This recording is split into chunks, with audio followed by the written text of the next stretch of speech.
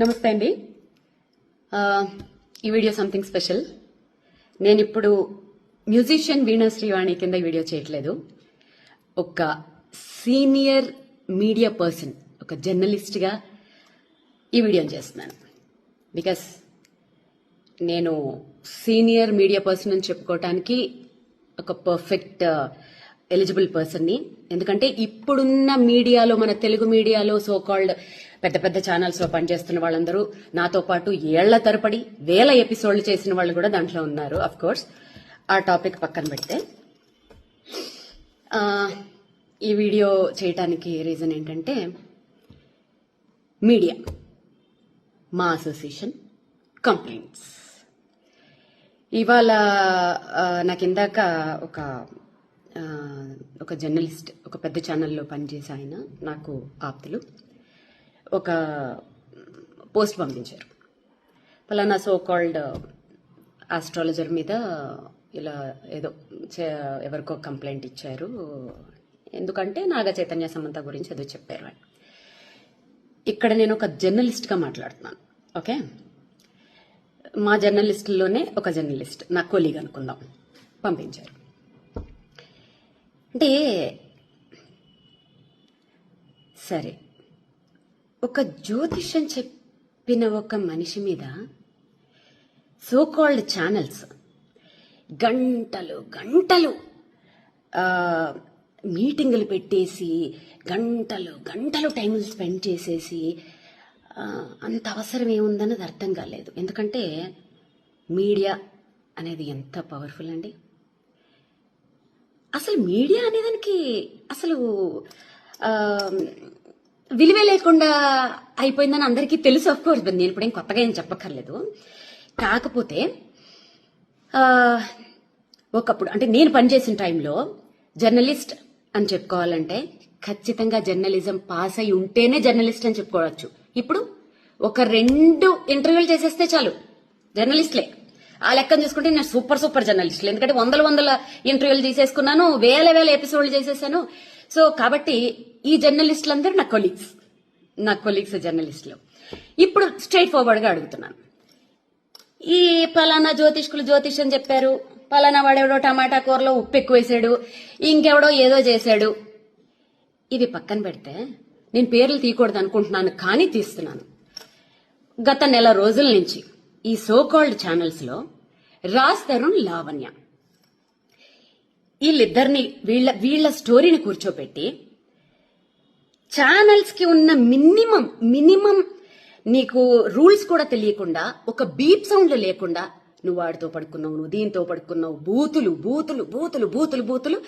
ఇంకొకటి ఏంటంటే, ఒక ఛానల్ అయిపోయిన వెంటనే బయట చెప్పుకుంటే సిగ్గుపోతుంది, ఒక పెద్ద శాటిలైట్ ఛానల్స్ కూడా, రండి మేడం మా ఛానల్కి రండి మేడం, మీకు న్యాయం చేస్తాం. ఏం చేస్తారు? అదేదో సినిమాలో లాగా పోరాడతాం అంటే ఏం ఆడతారు అన్నట్టు వాళ్ళకి న్యాయం మీరు ఏం చేస్తారు? మీకు రేటింగుల కోసం కదా. పోనీ వాళ్ళు బూతులు మాట్లాడుతున్నారా? కాదు, ఒక పిల్ల వచ్చి కూర్చుని ఇంకో పిల్ల జీవితాన్ని లాగేస్తుంది దాంట్లోకి. ఆ పిల్ల పడుకుంది, ఈ పిల్ల పడుకుంది, వాళ్ళకి పర్సనల్ లైఫ్లు ఉండవా? వాళ్ళకి మొగుళ్ళు పిల్లలు లేరా? అప్పుడు ఏమయ్యాయి మీ మనోభావాలన్నీ? అంటే మీ మీద సో కాల్డ్ మా జర్నలిస్టుల మీదే ఎవరు కేసులు పెట్టేవాళ్ళు లేరా? ఉండరా? సో ఇది ఎవరు ఆలోచించుకోవాలి చెప్పనా? ఆడియన్స్, మెయిన్ గా యూత్ ఆలోచించుకోవాలి. ఒక శాటిలైట్ ఛానల్ 24 hours లో విద్యార్థుల నోటిఫికేషన్స్ కోసం గాని, ఉద్యోగాల కోసం గాని, రైతుల ప్రాబ్లమ్స్ కోసం గాని, ఆడవాళ్ల సెక్యూరిటీల కోసం గాని, ఇంకా దేని గురించి గాని అట్లీస్ట్ ½ an hour అయినా ప్రచారం చేస్తున్నాయండి. ½ an hour. సో మీకు ఒక విషయం, దీంట్లో మీకు ఒక ఇంట్రెస్టింగ్ టాపిక్ చెప్తాను. మా జర్నలిస్టులలో, మా కొలీగ్స్ లో ఒక్క జర్నలిస్ట్ ని మీరేమన్నా అని చూడండి, తేనెటీగ మీద రాయి పడితే ఎలా ఉంటుంది తెలుసా? అలా వచ్చేస్తారు.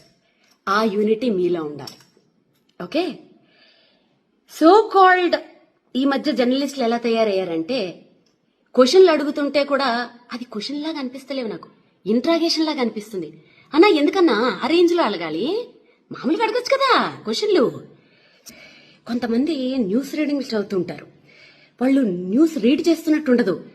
ఫ్యాక్షన్ డైలాగులు చెప్తున్న ఫీలింగ్ వచ్చేస్తూ ఉంటుంది నాకు. సో ఇంకా ఏదైనా అసలు ఏ ఛానల్స్ అయినా ఒక సెలబ్రిటీని వదులుతుందా? అసలు నిజంగా వాస్తవానికి మాట్లాడుకుంటే ఈ సెలబ్రిటీలకు అసలు ప్రైవసీ లేకుండా చేస్తుంది ఎవరు? సోకాళ్ళు మనమే కదండి. వాళ్ళని ఒక ఎయిర్పోర్ట్లలో బతకనివ్వరు, వాళ్ళని ఒక కనీసం ఫ్యామిలీతో హోటల్కి వెళ్ళనివ్వరు, ఇంకెవరితోటన్నా వెళ్తే ఇంకా మంగళహారతే, వాళ్ళకి నచ్చిన డ్రెస్సులు వేసుకొనివ్వరు. ఎవరండి సెలబ్రిటీలకి అసలు ప్రైవసీ లేకుండా చేస్తుంది? సోకాళ్ళు మనమే కదా, మన జర్నలిస్టుల మిత్రులమే కదండి. ఏదైనా చిన్నది ఇష్యూ వస్తే అసలు ప్రూవ్ అవ్వవు, చిన్నది వస్తే చాలు. మొన్న నిహారిక అమ్మాయి చెప్తుంటే నాకే బాధేసింది. కెమెరామెన్లు వాళ్ళ పెరట్లోంచి గోడలు కూడా దూకేసి అసలు స్నానాలు చేయకుండా మొహాలు కడగకుండా 4-5 రోజులు వాళ్ళ కొంపల ముందు దేకేసి వాళ్ళ బయటల కోసం వాళ్ళు దొంగతనంగా వాళ్ళని షూట్ చేసేయడానికి.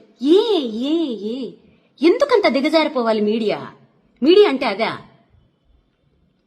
కాదు. ఆఫ్టర్ కరోనా ఏమైపోయిందంటే ప్రతి ఒక్కళ్ళకు కుటీర పరిశ్రమను పెట్టేసుకుంటున్నారు.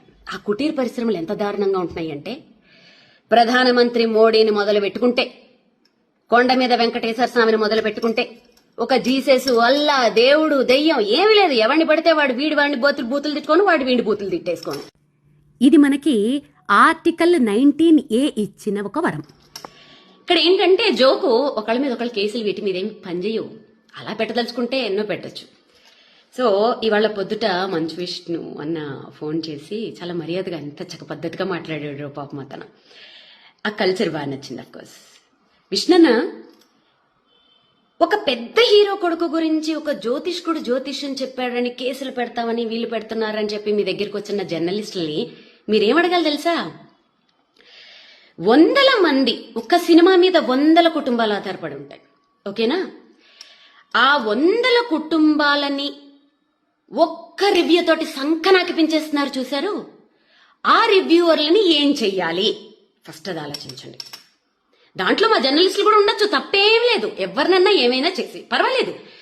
మరి 100 మంది పనిచేస్తున్న ఆ సంస్థలు నీ రోడ్ల మీదకి తెచ్చేస్తున్న ఫలానా ఈ రివ్యూవర్ల మీద మరి మీరేమి యాక్షన్ తీసుకోరా? అంటే ఆ రివ్యూస్ ఇచ్చే వాళ్లలోనే మా జర్నలిస్టులే ఉన్నారని చెప్పి మీరు ఆలోచిస్తున్నారా? అంటే జర్నలిస్టుల మీద కేసులు పెట్టే వాళ్ళు ఎవరు లేరా? పెట్టకూడదా? జర్నలిస్టులు ఏమైనా దేవుళ్ళా? తప్పు చేస్తే ఎవరి మీద ఎవరైనా కేసులు పెట్టచ్చు. కాకపోతే ఏంటంటే గొంగళి పురుగుల్లో అన్నం తింటూ వెంట్రుకను చూసి అసహించుకున్నారట.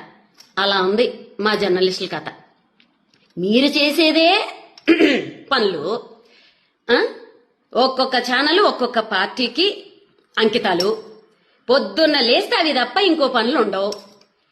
ఏమైనా టాపిక్లు డీవియేట్ చేయాలంటే గిట్లా ఫలానా పంతులు అట్లా చెప్పాడు, వీడు ఉప్పులో కారం ఎక్కువ వేశాడు, ఆమె ఎవరో 2వ పెళ్ళాన్ని ఉంచుకున్నారు, వీళ్ళెవరో ఇంకొక, సారీ ఇలా మాట్లాడుతున్నాను ఏమనుకోకండి, ఎందుకంటే పెద్ద ఛానల్స్ బీపుల్ లేవు నాకెందుకు ఇంకా.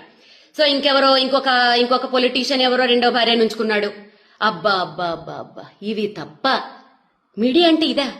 ఇంత దరిద్రమా? సో ఫైనల్గా నేనేం చెప్తున్నానంటే, యూత్ మారండి. వాళ్ళు ఏమంటారు తెలుసా మీడియా వాళ్ళు? మంచి వీడియోలు పెడితే అసలు ఎవడో చూడట్లేదండి అని. మీకే ఇస్తున్నారు, పోరాడండి. హ్యాష్ట్యాగులు పెట్టండి పెద్ద పెద్ద ఛానల్స్కి. మాకు ఈ చెత్త ప్రోగ్రాంలు వద్దు, ఉపయోగపడే ప్రోగ్రాంలు వేయండి. మా లైఫ్కి మా జీవితాలను నిలబెట్టే ప్రోగ్రాంలు, గవర్నమెంట్ ని ప్రశ్నించే ప్రోగ్రాంలు మీరు వెయ్యండి. హ్యాష్ట్యాగులు పెట్టి ఫైట్ చేయండి. మీరు ఫైట్ చేస్తే సాధించలేందా? తెలంగాణ అలా సంపాదించుకున్నది కాదా? ప్రతి రాష్ట్రంలోనూ అలాంటి సంపాదించుకున్నవి ఎన్ని లేవు? మీకోసం ఫైట్ చేయండి. ఎంటర్టైన్మెంట్ కావాలంటే మీ ఫ్యామిలీ మెంబర్స్ లో, మీ ఫ్రెండ్స్ లో వెతుక్కోండి. అంతేగాని మీడియాలో ఎంటర్టైన్మెంట్ కోసం మీ జీవితాలను నాశనం చేసుకోకండి. ఛానల్స్ ని ఎదిరించి ప్రశ్నించండి. ఓకే? మీరు ప్రశ్నించి మీరు సాధించిన రోజు మీ ముందు నిలబడి యాజ్ ఎ సీనియర్ జర్నలిస్ట్ నేనే ఫైట్ చేస్తా.